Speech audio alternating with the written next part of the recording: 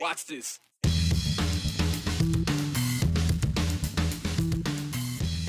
A historic site in Idaho stands today as a reminder of racial incarceration, a guidepost of never again.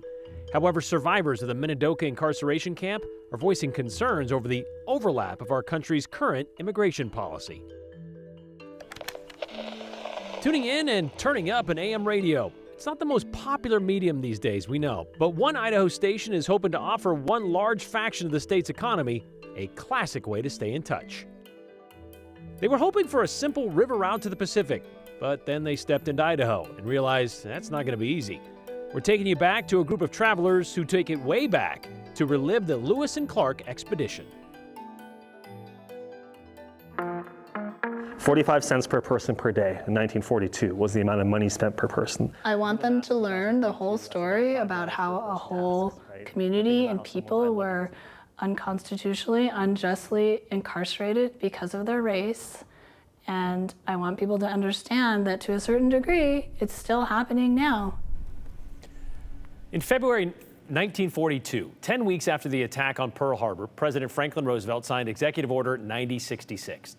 It authorized the military to round up Japanese Americans living on the West Coast and relocate them to 10 remote camps scattered from Arkansas to California, based on a lie of espionage. One of those camps was located in Idaho, and Sunday, August 10th, marked the 83rd anniversary of the opening of the Minidioka incarceration camp in Jerome County. 640 buildings, 40 feet apart on 33,000 acres for 13,000 people, for doing nothing more than just being Japanese Americans. What you just heard was from a story we did 3 years ago on the 80th anniversary. But as our sister station, King in Seattle, shows us, with President Donald Trump invoking a 225-year-old law to justify immigration policies today, well, that legacy of incarceration still echoes in debates over civil rights. As it smiles above the trees in Idaho, December 7th, 1941, when I heard on the radio that Japan had bombed Pearl Harbor, we were shocked. Citizens and aliens alike would have to move. I will invoke the Alien Enemies Act. The use of the Alien Enemies Act today is, in some ways, even more egregious than it was in World War II. This country of ours haven't learned at all. I'm a Fujiko Gardner. I'm 93 years old and a survivor of Minidioka Camp. Right here. This is me. I was born in Fife, Washington. We were financially poor but rich in many ways because we lived on a farm. It was a happy life. A state of war has existed between the United States and the Japanese Empire. The Alien Enemies Act of 1798 is the legal justification that was invoked to round up Japanese American community leaders immediately after Pearl Harbor. And this is a part of the history that many people don't know. It did not begin with Executive Order 9066. All persons of Japanese descent were required to register. Executive Order 9066 is the order that was signed by President Franklin Roosevelt. It was used to justify the incarceration of over 125,000 Japanese Americans on the West Coast. I remember getting a new metal lightweight suitcase that I filled with some clothes and things. We had to go on the big truck to Puyallup. So most Japanese Americans in the Seattle area were initially held at a temporary concentration camp on the Puyallup Fairgrounds. I've always looked forward to the fair because of their hamburger. It was a shock to see the mass of Japanese people and to see all the soldiers in their uniform with carrying a rifle. How can one place change to such a sad place? From the Puyallup Assembly Center, we were boarded on the rickety old train coming from Washington State where everything is green and going to Idaho where everything is dry. It was a sad, sad train ride.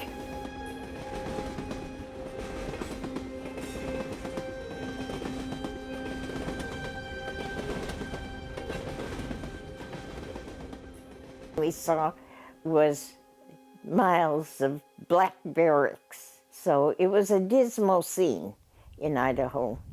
Being incarcerated at Minidioka really felt like we were in jail. You didn't have privacy when you went to take your shower or when you went to the bathroom. We knew my father had changed drastically, and so we were aware that he would be capable of ending his own life.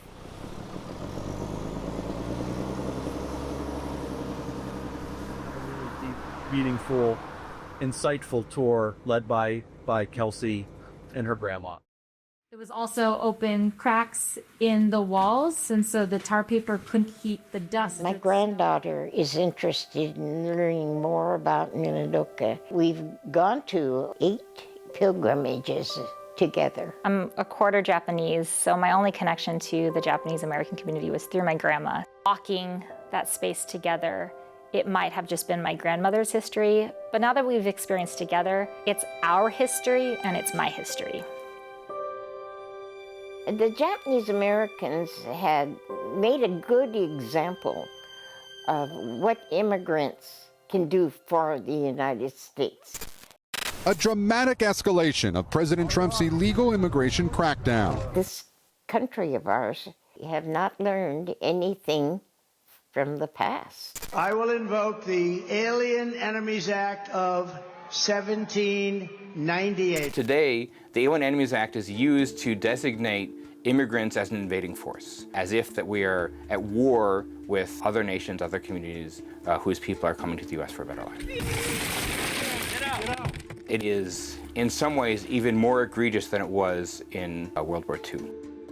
It's just unbelievable to me what immigrants are faced with today. And all of the experiences of the World War II Japanese American incarceration leaves me with just questioning, what does it mean to be an American? And how do you prove your Americanness? The detention centers that are holding immigrants today are in many ways reflective of the experiences of Japanese Americans incarcerated at places like Minidioka and Puyallup. I'm worried about our country today. What can people do now? It is important for people not to lose hope, not to accept the continued dehumanization and scapegoating of immigrants. It's important to recognize that the people who are making these decisions, that immigrants are not indeed a threat to our country. If history repeats itself over and over, we need to make sure that it will never happen again. Well, that is the mantra of the Minidioka Pilgrimage Committee, by the way, never again. Also worth pointing out, that camp opened on August 10th, 1942, unfinished, meaning those incarcerated there had to complete their own incarceration camp. The group, the Minidioka Pilgrimage Committee, was recently relieved by the decision of the Department of Interior to put an end to a proposed 230 turbine wind farm within sight of the National Historic Site. The Minidioka Pilgrimage Committee plans a tour of the incarceration camp every summer. They just held another one just last month, for families and friends of former incarcerees. You can find the full story we did from 3 years ago as we tagged along on one of those pilgrimages at our website, ktvb.com, or on our YouTube page. Well, not many of us can say we've beaten Satan twice, but that's what the Idaho Attorney General is saying. Plus, thousands of Idaho students go back to school this week, which means roadways and crosswalks will be busy again. Morgan Romero has details in today's 411. A man accused of murdering another man in Nampa will be back in court later this month. The Nampa Police Department says 33-year-old Sanguton Tai Maria shot and killed a man in the parking lot of a Holiday Inn. Boise police arrested Maria after law enforcement says he left the scene. Today, Maria appeared in court for his arraignment in Canyon County. Court records show he's scheduled to be back in court on August 22nd for a preliminary hearing. A federal appeals court is upholding the dismissal of a lawsuit filed by the Satanic Temple, challenging Idaho's Defense of Life Act. The Satanic Temple filed the appeal after a federal judge dismissed its initial case last year. The Idaho Attorney General's office says the Satanic Temple claimed abortion is their constitutionally protected right, saying it's part of a ritual. It is back to school season, and today the Boise School District welcomed its students after the summer break. The Boise Police Department is asking for help to make sure everyone arrives safely this school year. They're asking drivers to pay attention while driving in school zones, follow posted speed limit signs, and obey the flashing school crossings. What we were asking drivers to do is be on the lookout for them, especially during those rush hour times, early morning, noon, and then late afternoon. Kids can be unpredictable, whether it's walking or biking to school, and we're just asking drivers to be aware and look out for them. Giddy up! The Caldwell Night Rodeo kicks off tonight with First Responder Family Night. It brings in some of the best in the rodeo business to the Treasure Valley for 5 action-packed nights. The event wraps up Saturday with the championship rounds starting at 7:45. And that's your 411 on the 208. I'm Morgan Romero.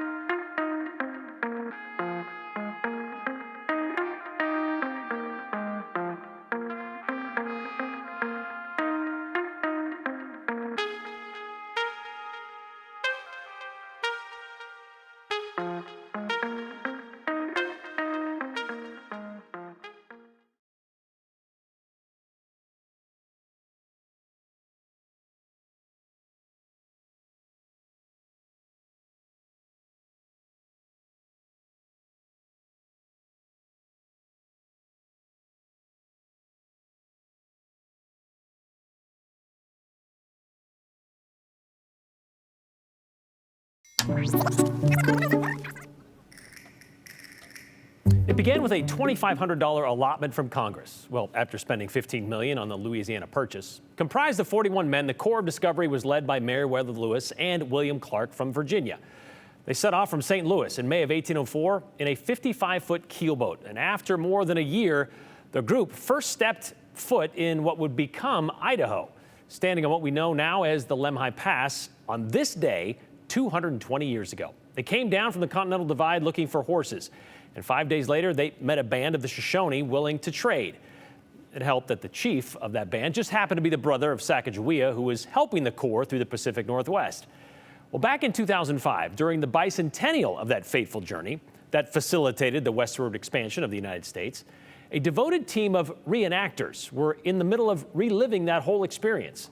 That October, they'd made it as far as, well, somewhere near Lewiston as they tried to recreate Lewis and Clark's expedition day by day, step by step, and we were there to witness history being remade.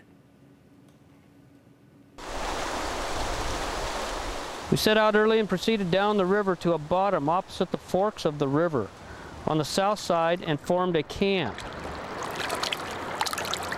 Nothing to eat but dried roots and dried fish. And the men, apportionately, ready to commence building canoes on tomorrow. We're following in their footsteps. 200 years to the day of when the actual expedition was at this point. We're all in this for one thing, and that is to tell the story of Lewis and Clark to the American people. Post the colors. Post. We are reenacting each day 200 years after it originally happened. Present. Huh. It's kind of like being able to live the ultimate Lewis and Clark adventure. And And if you look on October 7th, 1805, they put the canoes in near this very spot. Order. All the canoes finished this evening, ready to be put into the water. The winds blow cold from a little before day until the suns get to some height from the mountains east. The men knew that they were within reach of the Pacific. We know we're on starting phase 5, the final leg of 5 phases that we have reenacted this year. We don't pretend to be enduring all of the same hardships that they endured, but we get a flavor for it and a greater appreciation. Aha! They had crossed the Continental Divide, and the water that they were about to put their canoes in was actually headed for the ocean. So it was very important for them to get down on the river. Here we are, ready to set off down the Clearwater. To commemorate the Lewis and Clark expedition and to commemorate our American history. Here we come. We're on our way. That group of reenactors, by the way, was being led by Bud Clark. That's the great-great-great-grandson of Captain William Clark. Interesting. It's just like their predecessors. They completed the journey and then returned to St. Louis in September of 2006. After more than 2 years of traveling by horseback and keelboats and, as you saw, carved out canoes, pretty sure they were looking forward to that plane ride home.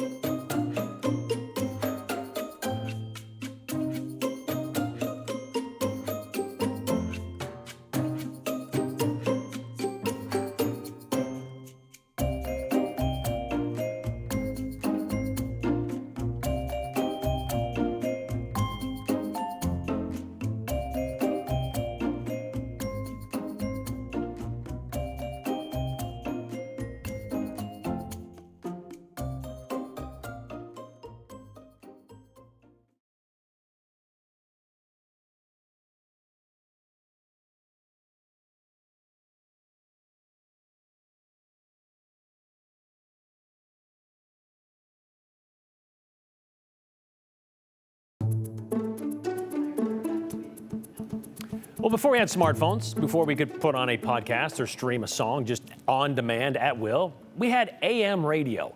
And for more than a century, those signals have carried the news, the music, keeping rural America connected. It's cheaper and can carry longer distances. That's why it's still around. But quality, which is why many AM stations have gone silent in recent years. But a station in eastern Idaho is looking to buck that trend. And as Hunter Funk explains, it's back on the air and fittingly, the bucking trend part, it is, I guess, the mission is about helping farmers and ranchers, right? Yeah, exactly. It started as a decision on a deadline, as it usually does when it comes to broadcast, right? Bring the station back on air or turn its license into the FCC. And instead of letting it fade away, Riverbend Media Group's general manager decided to give it a new purpose, pairing classic country with ag news for the people who still tune in from fields, tractors, and kitchen tables. AM radio has been around since the early 1900s. It was once the only way to hear a baseball game, catch the latest hits, or even find out if a storm was headed your way. Over the decades, it became a fixture in small towns, but FM streaming and podcasts left AM radio struggling to stay relevant. When I started back in March, this station was actually what we call dark. It had been taken off the air by my predecessor, from what I understand, mainly for business reasons, but probably cost-cutting measures from what I can gather. And so when I started in March, I basically had till the end of June to decide whether to sell it, donate it to some other entity, or turn it back into the FCC. And I don't have to tell you this, but southeastern Idaho is pretty rural and filled with ag land. So instead of giving back the rights and fading into the static, they found a new life for the radio signal and are now back on air, filling a gap in the community. And just noticed that no one in the market was really doing anything to service the ag community, and especially in a smaller, more rural American market where ag is huge. It just works, it fits, and the station sounds incredible. We love what's happening so far. Coming up at 6, we're going to share the topics they plan to cover and why the return of this AM station could be a big deal for eastern Idaho agriculture. Kind of crazy to think AM's coming back, though. Well, in those wide open spaces you mentioned in eastern Idaho, it does travel further, so maybe that helps. Yeah, they were saying Pocatello to Rexburg is where this hits, but saying American Falls is even getting it, which that's like 30 more minutes. So. Yeah, that's crazy. All right, thanks, Hunter. Mm-hmm. All right, well, it is official. Boise has logged its 5th triple-digit day of the season. Today, we are at 101 so far in Boise. We may add another degree or two of heat. So right now, just 4 degrees shy of the record for August 12th. It is a triple-digit day across the entire Treasure Valley, scorching in the Magic Valley, though not quite as hot in the low 90s there. Look at Haley at 90, even McCall knocking on the door of 90 degrees this afternoon. So no surprise that heat advisory continues for the entire Treasure Valley through 9 o'clock tonight, and will persist until 9 o'clock tomorrow for the lower Treasure Valley of Oregon. We could see temperatures as hot as 102, 103 in some places there tomorrow, even as Boise's heat backs off a little bit for your Wednesday. Also tomorrow, we bring back in a fire weather warning for areas around Twin Falls, Sun Valley, and eastward, as we've got some breezy winds coming in, very low humidity, and a chance of an isolated storm or two that could produce some lightning strikes. Not in our viewing area necessarily, but still eastern Idaho, fire danger remains critical. So we have high pressure to our south. High pressure that was to our west is slowly moving off further to the west. Here's this system that will start dropping down during the day tomorrow. It will drive a dry cold front into our neck of the woods for Thursday. That will make temperatures much more bearable for the end of the work week. But for the rest of your Tuesday evening, it is going to be a scorcher. If you do have plans to head out and about, find shade as much as you can. Dinner on the patio won't be comfortable unless you're under maybe a shady umbrella. It's going to be really warm until our sunset at 8:52 this evening. But look at this. We stay even in the 90s till about 10 o'clock tonight. So make sure you plan accordingly for those outdoor activities. A few clouds may sneak in overnight. That's not enough, though, to really have an impact on temperatures. It's going to be a warm start tomorrow on the heels of our hot afternoon. Boise likely barely dropping below 70 early on. Same for Twin Falls. In the mountains, we'll start off in the 40s and 50s. And another hot day tomorrow. Well, I'm not forecasting triple digits for the Boise area. 98 degrees is pretty close, and we likely will see triple-digit readings across much of the Treasure Valley tomorrow. We'll stay in the mid-90s in the Magic Valley and still mid-80s and even low 90s in the mountains tomorrow, with abundant sunshine across the region, except in the Magic Valley. South central Idaho and eastward, like I mentioned, could have some clouds and maybe a pop-up shower or a storm coming in. Not the case for the Boise area. Just some breezy winds tomorrow as that front makes its approach. We're back down to 91 on Thursday, and we hover around 90 with sunshine all the way through the weekend.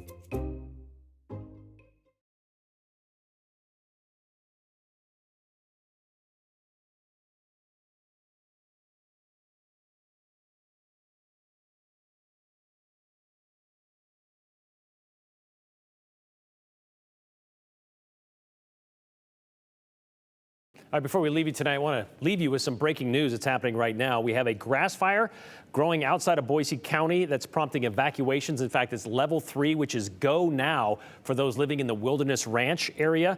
Take Clear Creek Road if you are seeing this or hearing this. We'll bring you updates on this fire as we get more information into the newsroom. Stay tuned to the news at 6 and, of course, KTVB.com. But all of Roby Creek is at level 3 evacuations right now. And again, stay with us for updates as that fire continues, and we'll give you updates either online or here on Idaho's News Channel 7. All right, let's get to your comments for today.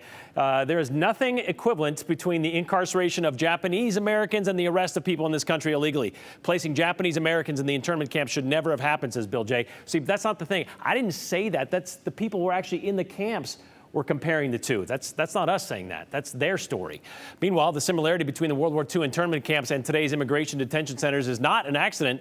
We must stand strong against this process. As the saying goes, the line between justice and injustice, love and hate, freedom and fascism is us. Always has been, says Ed Meridian. We'll see you tomorrow. Continue with us and watch free now on the KTVB Plus app everywhere you stream.